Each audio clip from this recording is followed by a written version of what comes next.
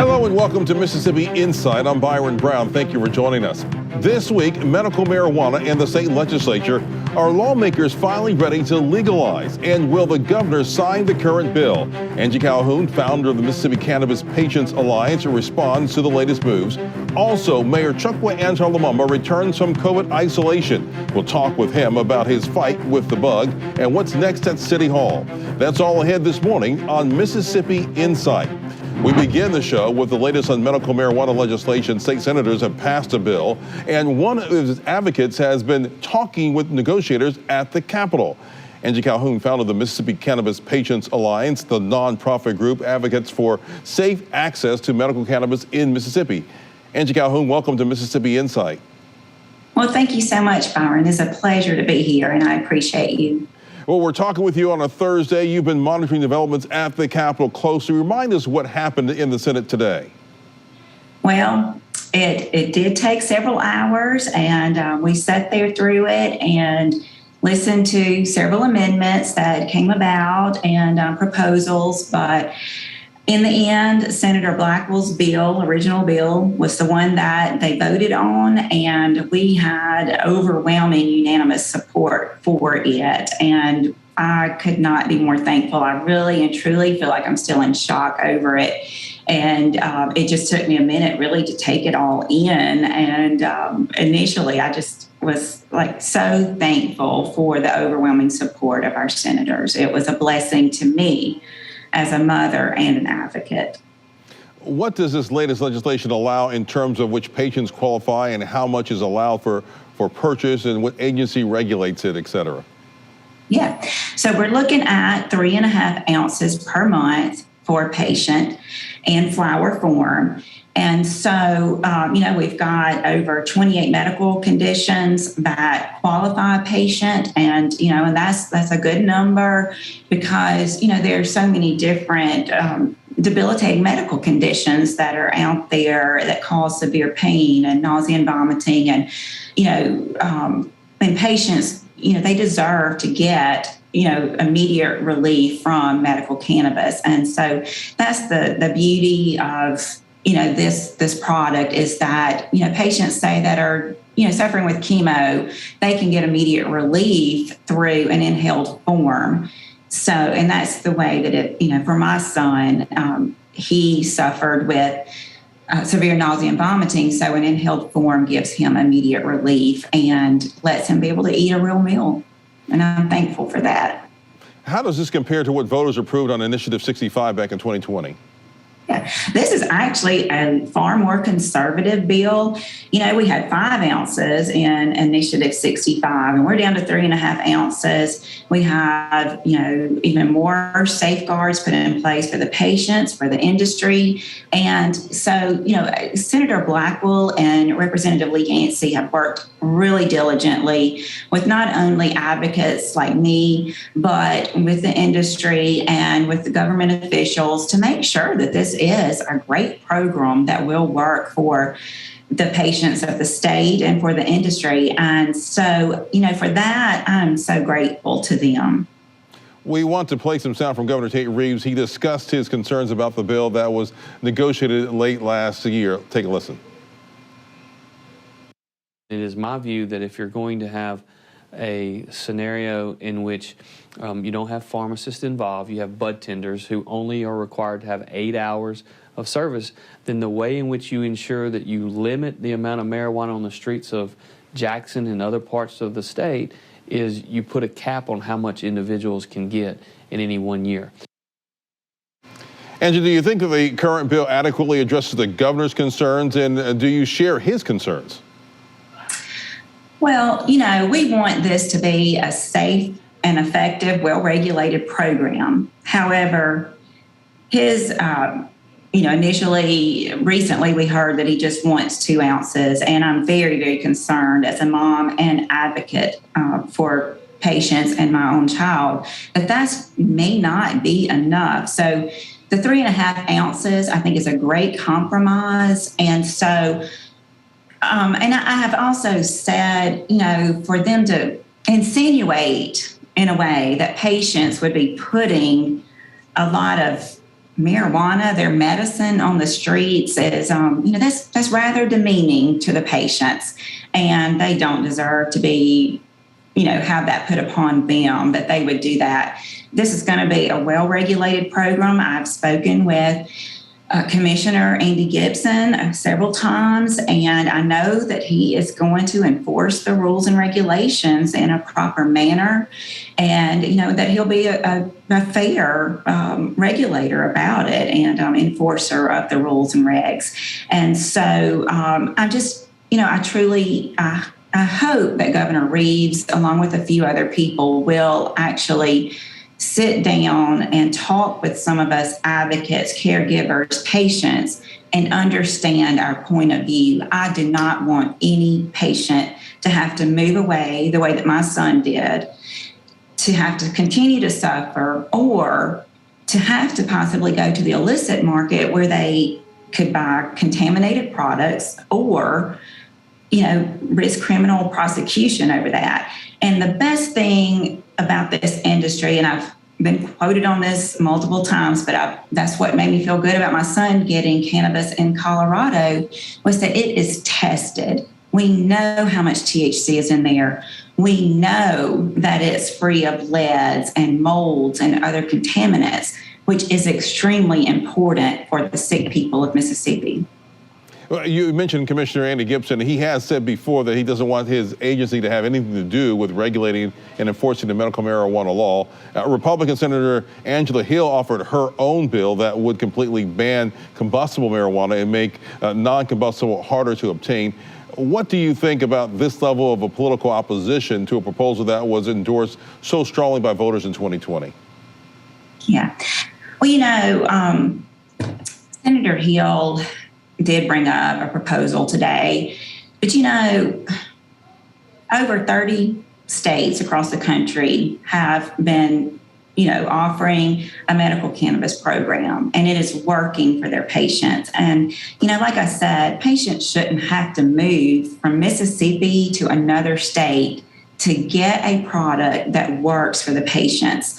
And so her bill was extremely restrictive. I was thankful, however, to hear her say that she did believe that medical cannabis worked. And so, I think we're changing hearts and minds a little bit at a time. What's your time frame do you think that the House will take up the issue and take a vote on it? Yeah, so I'm hearing that hopefully next week, actually. So I'm kind of thinking it'll be a similar time frame as to what the Senate did. We're probably looking at hearing something on Tuesday, and then, I don't know all the details, but I hope and pray by Thursday we'll have their vote. Angie Calhoun, Mississippi Cannabis Patients Alliance, thanks for joining us here on Mississippi Insight. It's my pleasure, Byron. Thank you so much. All right, and we'll be right back.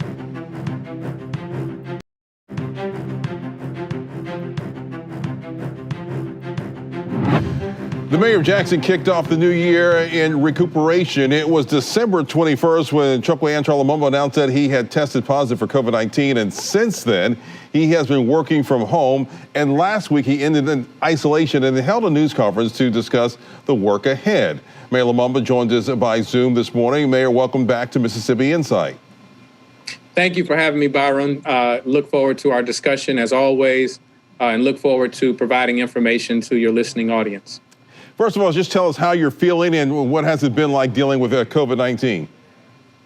Well, first and foremost, I'd like to express my gratitude to everyone who reached out, gave words of encouragement, prayed on my behalf, and I was blessed that my symptoms were fairly mild, and so I'm feeling well. I'm grateful that my wife and my daughters, they were able to escape without contracting the virus. I just want to remind people that while my circumstance was mild and during the acute phase of COVID as we know it, I was fairly asymptomatic, that unfortunately that is not the circumstance for everyone. And so I think that we have to remain vigilant. I think that we have to adhere to the protocol that is being established for us. And I want to encourage people to get vaccinated. I was blessed that I was not only vaccinated, but boosted. And so I do believe that contributed to my ability to come through it essentially unscathed.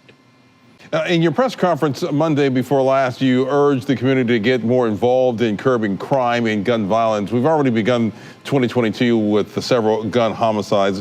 What's your main takeaway for Jacksonians and how they should play a role in reducing violence in their neighborhoods?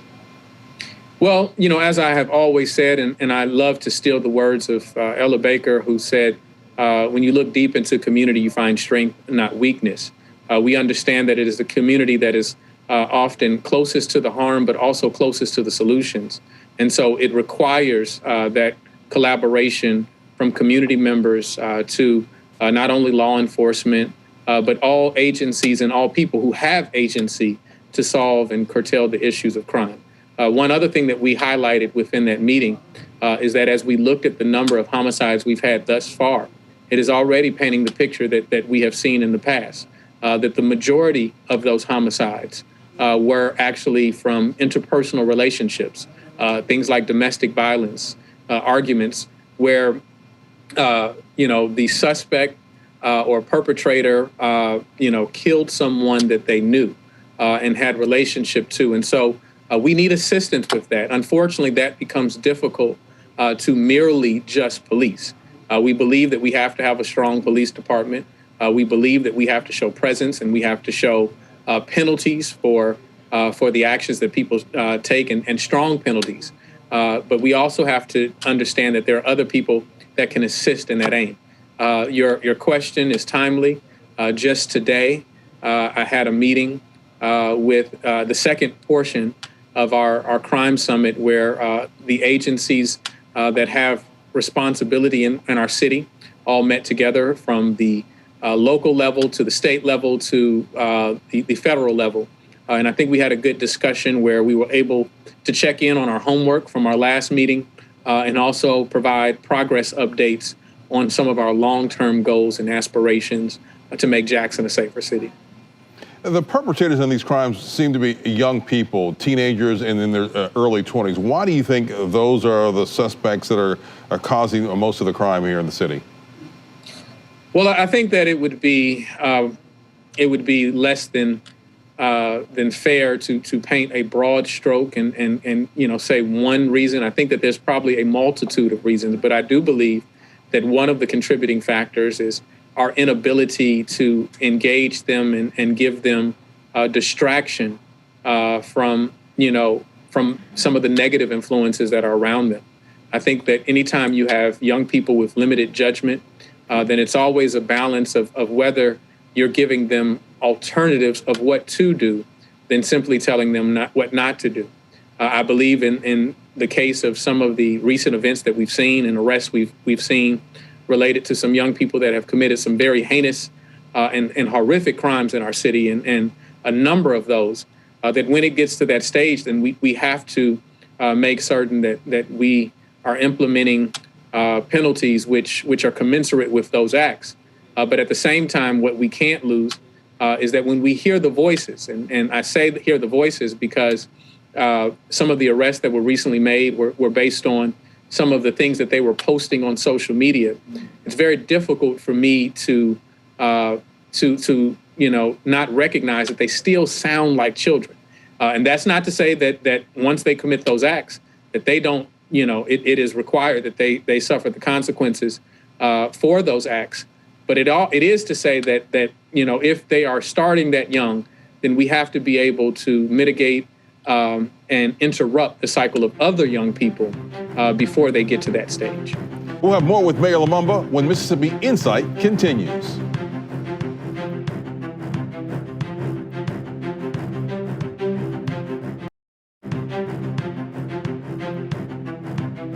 Police Chief James Davis is now pushing for new cameras to be installed in many Jackson neighborhoods. Is that something that you support?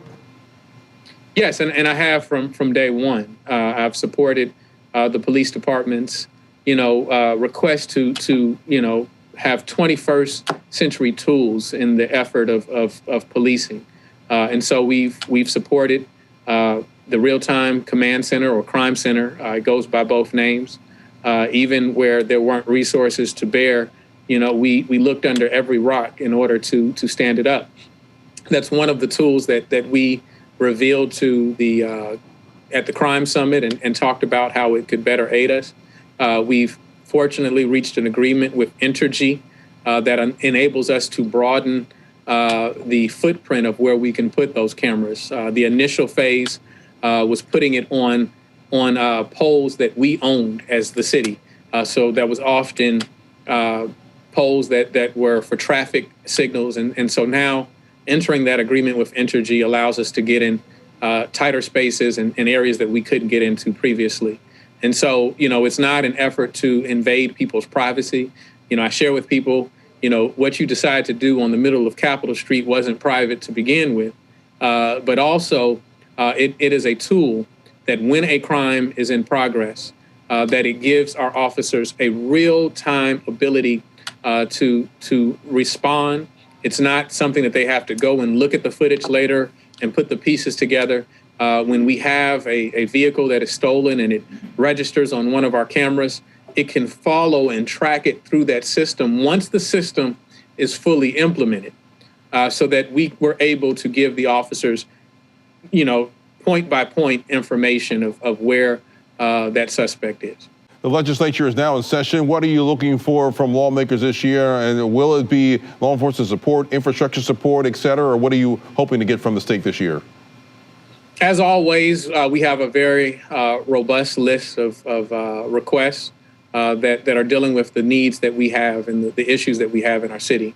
Those requests span from public safety, as you noted, cameras and equipment, to technology such as ballistic ID machines that enable our officers that when guns are being fired in community, which the simple firing of a gun is considered a misdemeanor, they're able to put some of those shell casings into some of these ID machines and be able to see if there's a connection between some other crimes that may be on the more severe side, so that they can make necessary arrests.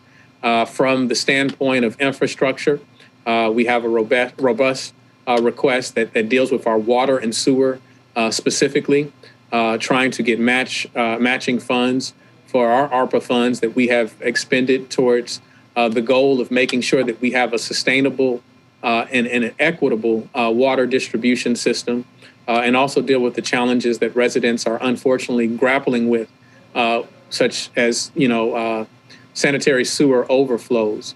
Those are things that we want to deal with. We also have requested tools that will help better protect portions of our city from our fire department. We're in need of a new fire station that protects the downtown Jackson area. We're grateful that we're already in the process of rebuilding the fire station on Medgar Evers Boulevard. But we have been blessed that we have not seen a catastrophic event in downtown Jackson. If some of our taller buildings were to suffer a fire, it would be difficult for our firefighters to be able to get there and extinguish that fire. And so they're asking for, and we're asking for a 100-foot ladder truck. And so our requests are varied. I can't think of every single thing on the list right now. We're trying to deal with ghost properties and the challenge of unsightly properties within community. And so we want to deal with all of that. There's a lot of talk at the Capitol about income tax elimination proposals. Is such a move of interest to you, or do you worry about its impact on Jackson? Well, I'm always weighing and considering what that impact is. I would imagine that some of our, higher earning residents would see that and delight in it. For some of our residents who, often, are looking forward to tax returns and don't make a lot to begin with, I don't know how substantial that support would be. I don't carry a position, or I'm not fully formed in my position as of yet, but I am watching closely what that means to each and every one of our residents. Real quickly on the issue of the medical marijuana, what are you, as far as where that stands in the legislature and what they're trying to do, are you in support of what might be coming out of the legislature this week? I'm in support of the legalization of marijuana. I do not yet know what this bill looks like. My support for the legalization of marijuana is based on creating a safer environment. I believe that when you have an underground economy in which people are selling, anything that is underground, then it becomes an illegal. Then it becomes a dangerous proposition to everyone around. Mayor Lumumba, it's always a pleasure talking to you. Thank you for your time. Thank you, and Happy New Year. You too. And we'll be right back.